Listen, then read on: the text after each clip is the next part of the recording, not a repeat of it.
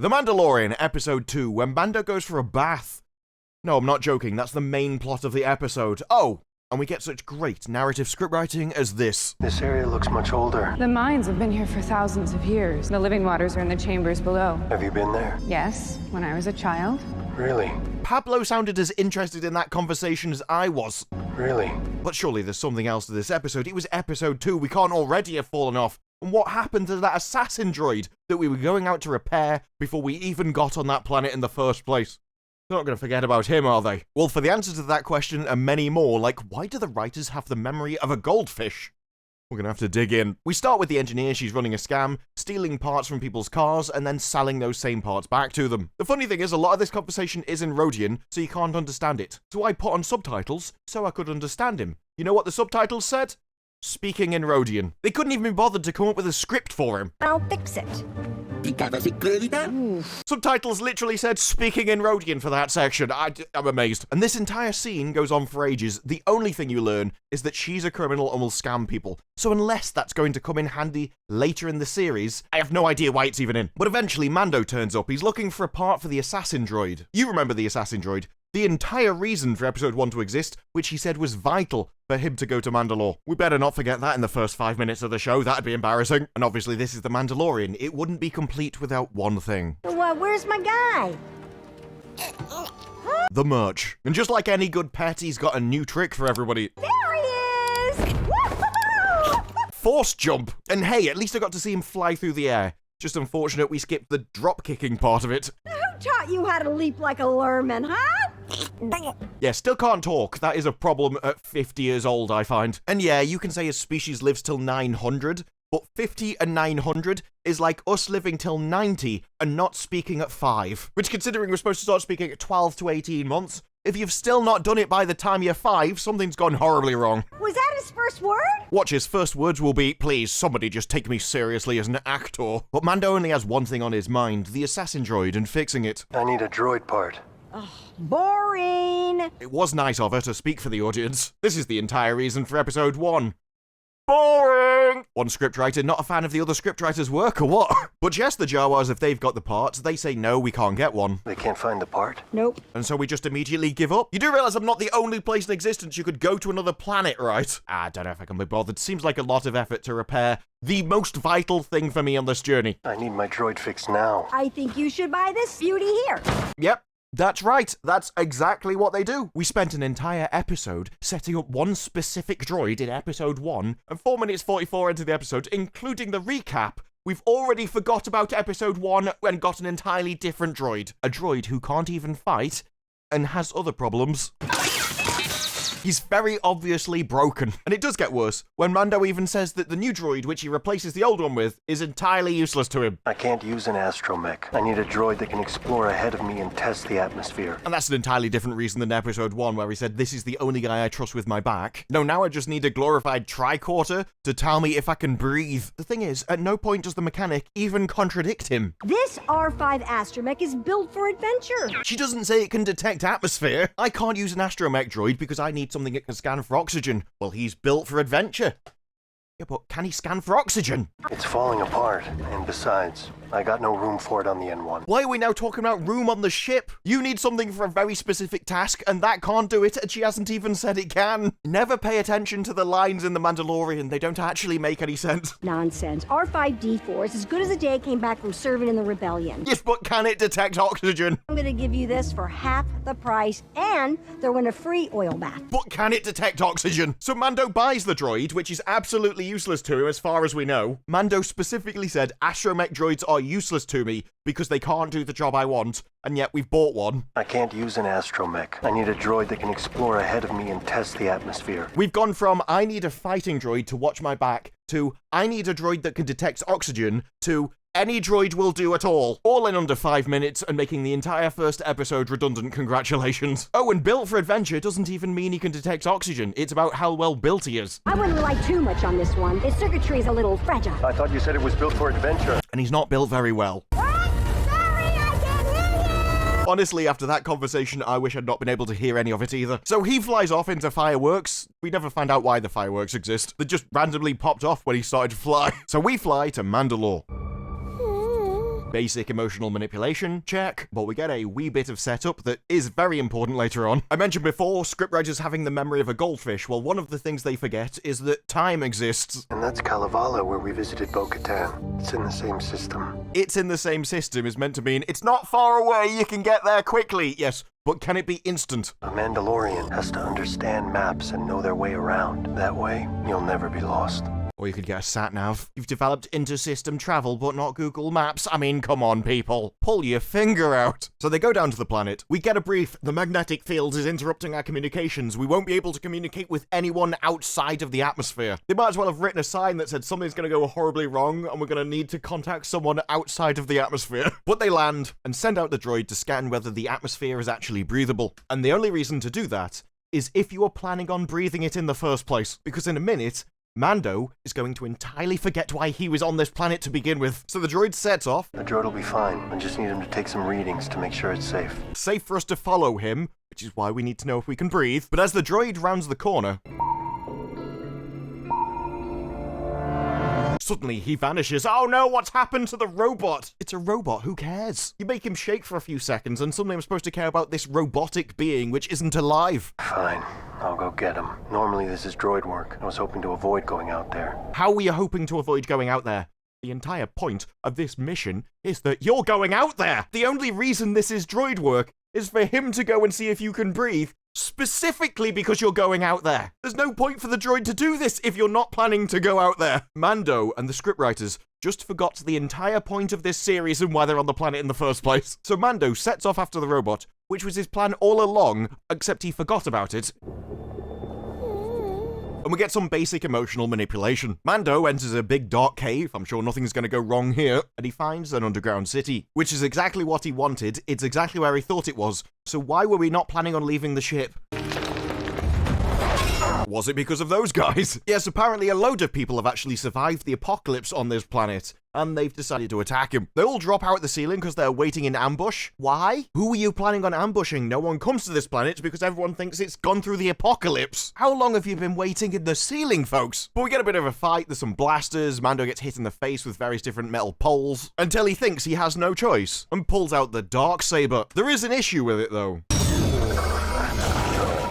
Yeah, apparently it's incredibly heavy. So he has a bit of a fight with it, but really struggles just to the weight of it.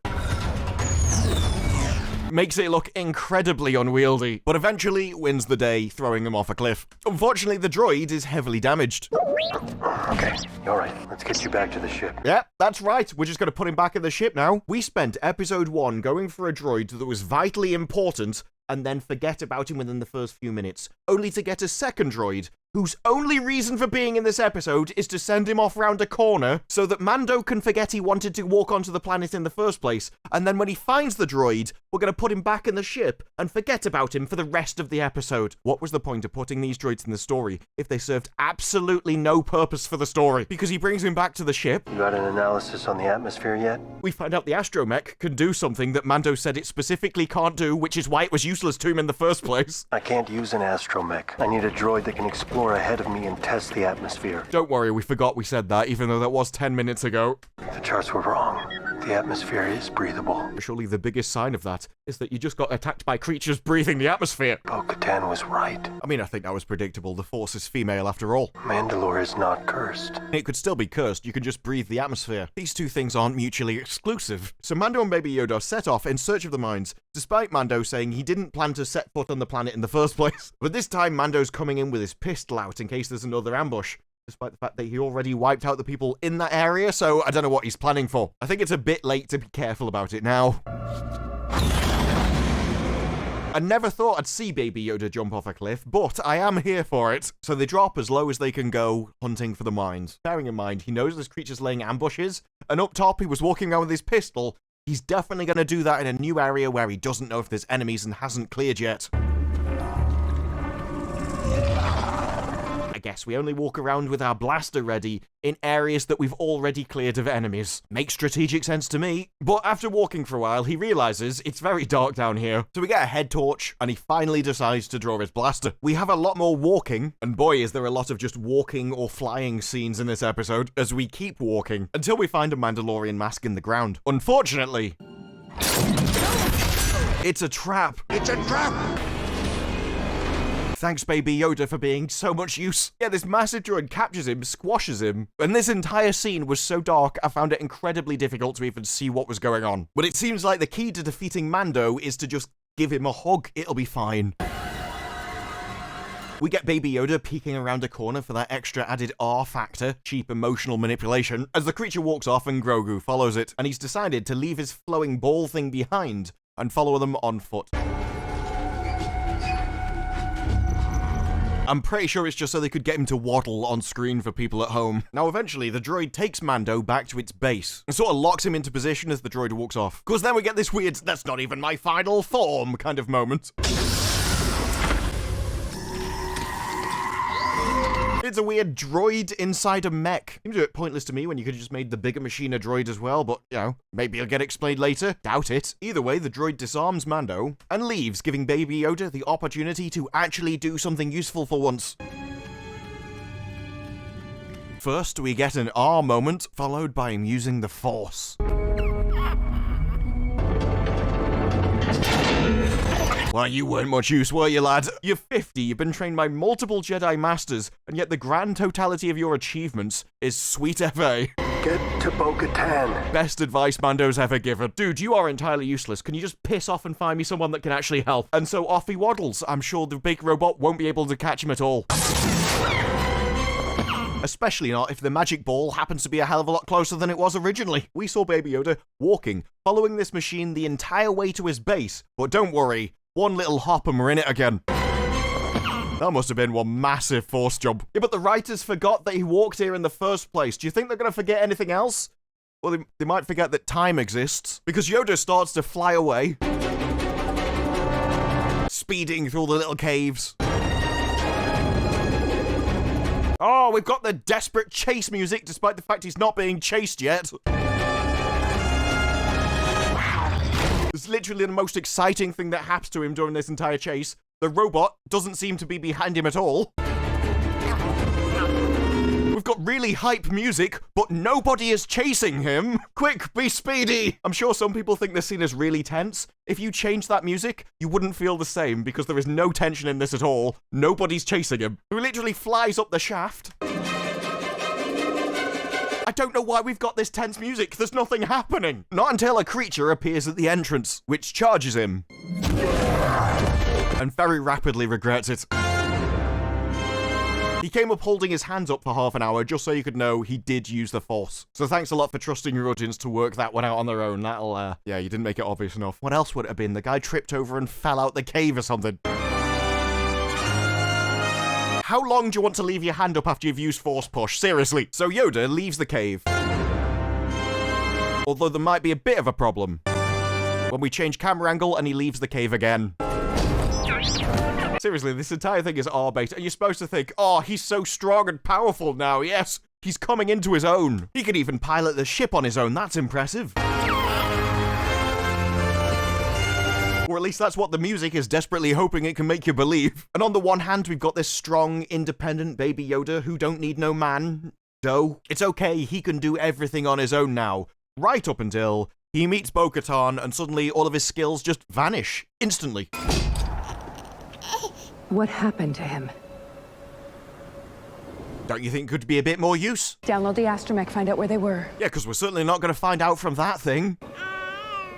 That's the only use he is. How did we go from super force using, crime fighting, spaceship flying Baby Yoda all to, I can't do anything instantaneously? But she downloads the ship's records and then flies off to help Mando. Now, yes, all of this is in the same system, but there is a lot of traveling still involved. There's a lot of time to find the records. We had to leave, go through the mines, contact her, fly back, go through the mines again. Surely all of this will have taken at least hours at this point. Unless you're the scriptwriter and forget that time exists. Because as far as I can tell, despite the interplanetary travel, the only time that's passed is the time that's passed in the episode itself. So about a few minutes. So Bo-Katan arrives back at Mandalore. Okay, kid, I'm gonna need you to guide me to him. Can you do that? Mando is dead. And the thing is, he should be by this point. Hours have passed for that thing to do unspeakable things to him. Despite this is the Mandalorian, land of instantaneous travel. This was once a beautiful civilization. My family ruled it all. Now it's a tomb. Well, I could see why those other Mandalorians left you then. Mandalore was a beautiful place until my family led it. Doesn't instill much confidence in your leadership, does it? We do get to see Baby Yoda jump off a cliff for a second time, which is always a bonus, and she walks through the same caves that we've seen before. The advantage of laying out an episode like this is you can just keep reusing the same few scenes over and over again, as everyone just walks up and down the same tunnel repeatedly. When I said the main plot of this episode is that Mando wants a bath, I'm not kidding. The rest of the episode is walk up and down tunnel, but Baby Yoda stops. I know that you're frightened, but I need you to guide me to him. I don't understand why he's frightened. You run away from this creature to grab someone to bring her back so that she can go and fight him, and when you arrive to save his life after all of that effort, you're like, I'll just sit here, let him die. Actually, changed my mind. I think we just want to go back to your planet, love. It'll be fine. I mean, seriously, with acting that good, have you ever considered taking up a job at Gotham Knights? So eventually, she convinces him that he does actually want to save Mando's life, and they set off again. Until she senses something in the roof. You see, Mando was a fool. He didn't know anything. He got caught by these creatures. It was the most basic of all ambushes, and he fell for it. And then he fell for a second one. Not old Bo-Katan, though. She is vastly better at being a Mandalorian. I mean, that's one way to deal with a ceiling you don't like. So the guy falls out of the ceiling. I don't know if we were missing anything there. I'm going to shoot the ceiling so you fall out of it, but when you're lying on the floor in front of me, I'm not going to carry on firing at you. Think I'll let you stand up and fight me. That ought to be fun. Kind of backfired, didn't it though, love? So we have a bit of a fight between her and several other creatures that just appear randomly. It turns out they'd all set up another massive ambush down in these caves for the massive amount of human travelers that just come in from all the different planets. Everyone's just popping down to this planet, which as far as everyone knows has been wiped off the face of the Earth, except it's not Earth. Did you think your dad was the only Mandalorian? I mean, if he did, he's a bit stupid. He met you in season 2. Did the scriptwriter forget that as well, or is she referring magically to even further back in time? I don't even know. It's such a random comment. Those are Alamites. And we were their next meal. And she doesn't expand on it. Even if she means, did you think your dad's the only person who could fight like a Mandalorian? He still saw that in season 2. If they survived, I wonder what else might have to. Ooh, foreshadowing. So this droid, which has been with the Mandalorian for literally hours at this point, at the very least, still hasn't done anything with him. He's just let him lie there, in his cage, perfectly safe, 4 hours. Only when Bo-Katan is right around the corner does the droid think, I should probably do something, engage in my actual plan that I did all this for in the first place. So hooks him up to a tube and starts sucking out his fluids. But just as this entire process starts, literally seconds after it starts...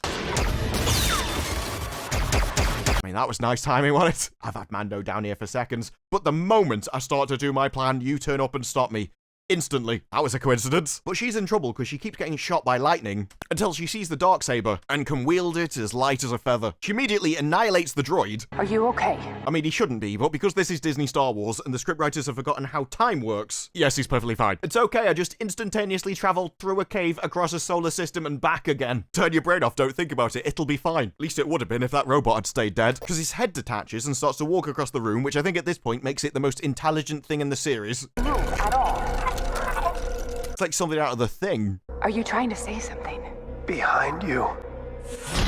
Well, no one said the Mandalorian couldn't be cliché, which is useful because if he couldn't, we wouldn't have a show. But of course, this massive mech may have destroyed Mando, but it's absolutely no problem for Bo-Katan with the darksaber, even though Mando had the darksaber. So she goes around systematically slicing parts off, and it's absolutely no issue for her at all. It wasn't challenging, it wasn't a threat. She annihilated this thing without even thinking about it, basically. We even get the exchange of looks of, haha, did you see that? That was easy. Yeah, I got caught by that thing, didn't I? What happened? I saved your life. I mean, technically, he was the one that warned you were about to die with something behind you, but okay, we're just gonna forget that bit. How did you find me? How do you think she found you? Baby Yoda is there. Your last words to Baby Yoda were, go and fetch Bo-Katan. So then Bo-Katan turns up with Baby Yoda and you're like, how on earth did you find out where I was? I have no idea. I know he was sucking something out of you with a tube, but I never thought it was your brain. Your kid. He's tougher than he looks. I mean, when he's 50 years old and that old and wrinkly, I imagine he's incredibly tough. There's barely any meat on his bones to be tender in the first place. Thank you for rescuing me.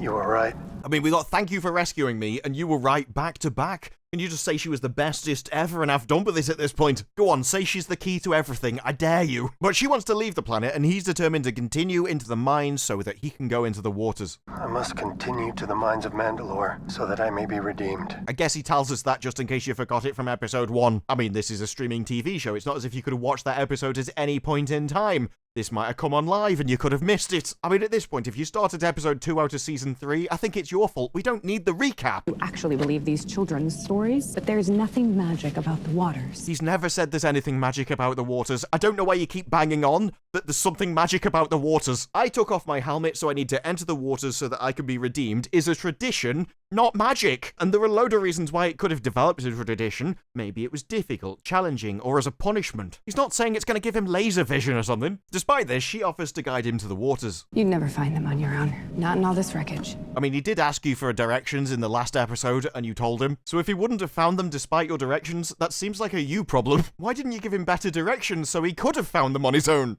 Thank you. Don't thank her, she gave you terrible directions on purpose, mate. So we set off in search of the mines. There's lots of arbitrary conversation about, oh, the Empire destroyed us, because, you know, you wouldn't have gathered that just by looking at the scenery. She gives another long speech about how the different ideologies of the Mandalorians fractured them and they must remain unified, because it was them not agreeing on every single idea without question. Obviously, just believe what she wants you to believe, that's what you need to do. Otherwise, the Empire will come along and destroy you, so you should probably just listen to her and agree with her on all things. Subtle, Disney. Subtle. So this is where we get the wonderful quality script from the start of the video. This area looks much older. The mines have been here for thousands of years. The living waters are in the chambers below. Have you been there? Yes, when I was a child. Really? And this entire scene is just an exposition dump of her life story at you. I was part of the royal family. I took the creed and was showered with gifts. Oh, la-di-da. This is just what I wanted in this episode that so far has just been walking along a tunnel talking as we walk along another tunnel talking. Actually, no, I tell a lie. For the first half of the episode, we were just walking along a tunnel. There wasn't even much talking. She makes a few more comments trashing tradition about how it was just a spectacle for the people. It's like, yes, it gives them something to believe in and they enjoy it. And she's just like, oh yeah, but I didn't want to. It's just really hammering home that she thinks all traditional ceremonies are pointless, despite the fact that this entire episode is about going on one. He was a great man. He died defending Mandalore. This is the way. Surely the better way is to not die defending Mandalore and make everyone attacking Mandalore die instead. I think we've discovered the flaw in the way. What are you looking at? This is Baby Yoda. I don't think he knows himself. I mean, at this point in season 3, we're just lucky he hasn't started eating somebody else's babies like he did before. But we eventually hit the mines so that Mando can finally have his first bath. I mean, he's been in that armor for years, never taking his helmet off. That thing is starting to whiff. Also, you'd think something called the Living Waters would be a bit of a clue, but, you know, nobody's even thought to ask why it's called the Living Waters. Do you think it's because there's something living in it? Nah, that'll be way too simple. They're not going to do that. But she goes to read from a plaque on a wall, which coincidentally explains why it's called the Living Waters. And yet for some reason no one put 2 and 2 together. The mines were once a mythosaur lair. Mandalore the Great is said to have tamed the mythical beast. Oh, well, now you've said that, I can't imagine what's going to happen next. So Mando starts taking stuff off, getting ready to walk into the water, and as he enters... Forever forged in my heart. Well, I never saw that coming, did you? Wait, you mean the living waters, which are named that because of the creature living inside them, might actually have a creature living inside them? Ha! I'm amazed. Because she was amazed. And she has to dive in after him. And she swims for a long time. We are 20 seconds later and she's still swimming, despite the fact she's being rocket boosted through the water. Until finally she sees his light, finds him unconscious on the floor, and takes off back to the surface. The thing is, there's something weird about this rock face.